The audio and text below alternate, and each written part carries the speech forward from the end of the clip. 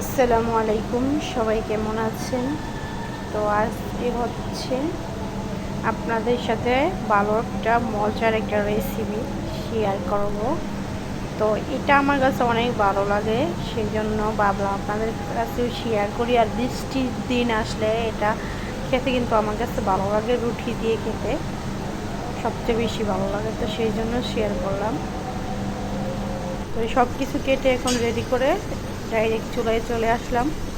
চুলার মধ্যে বসিয়ে দিলাম আদা, রসুন, পেঁয়াজ কুচি আর মশলা কিছু, মাংসের মধ্যে যে মশলা দেওয়া হয় সেই মশলা এগুলো দিয়ে একদম নেড়ে চেড়ে নিচ্ছি। আর আস্তে আস্তে কিছু কাঁচামরিচ দিয়ে দিয়েছি সুন্দর গ্রানের জন্য, যেহেতু এটার মধ্যে মাংসর মতোই রান্নাটা হবে সেই জন্য কাঁচামরিচগুলো আস্তে আস্তে দিয়েছি।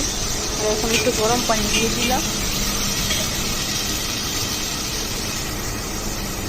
দিয়ে এখন মরিচ, হলুদ, ধনিয়ার গুঁড়া এগুলো দিব।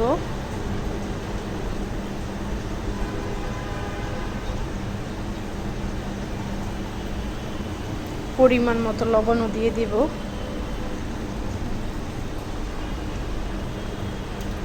আর যে যেখান থেকে দেখতেছেন অবশ্যই ভালো লাগলে চ্যানেলটাকে সাবস্ক্রাইব করে রাখবেন আর লাইক কমেন্ট করতে ভুলবেন না। আর কমেন্ট অবশ্যই আপনাদের মতামত জানাবেন।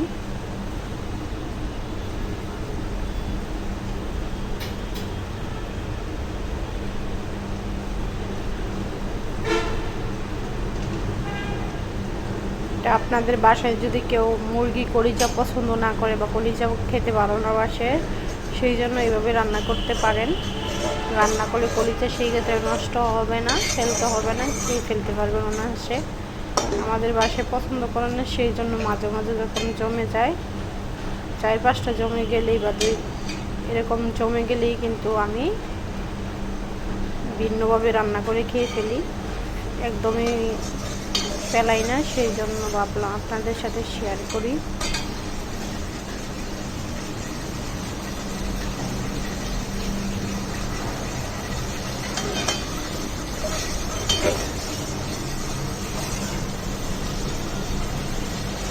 তো এভাবে মশলাটা ভালো করে কষিয়ে নেব।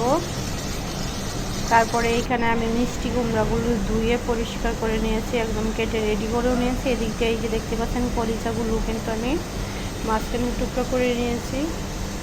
ভালো করে ধুয়ে নেবেন কুসুম গরম পানি দিয়ে, তাহলে মনে করেন ভালো একটা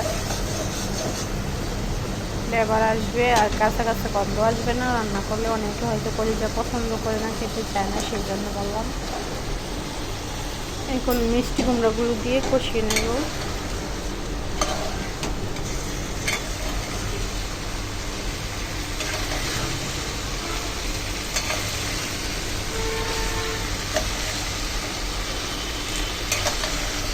আমি আগে থেকে সব কিছু কেটে রেডি করে তারপরে আসলাম রান্না করতে।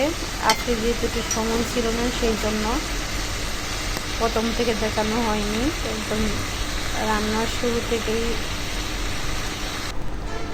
দেখানো সম্ভব হয়নি। একদম কেটে রেডি করে তারপরে নিয়ে আপনাদেরকে দেখিয়েছি।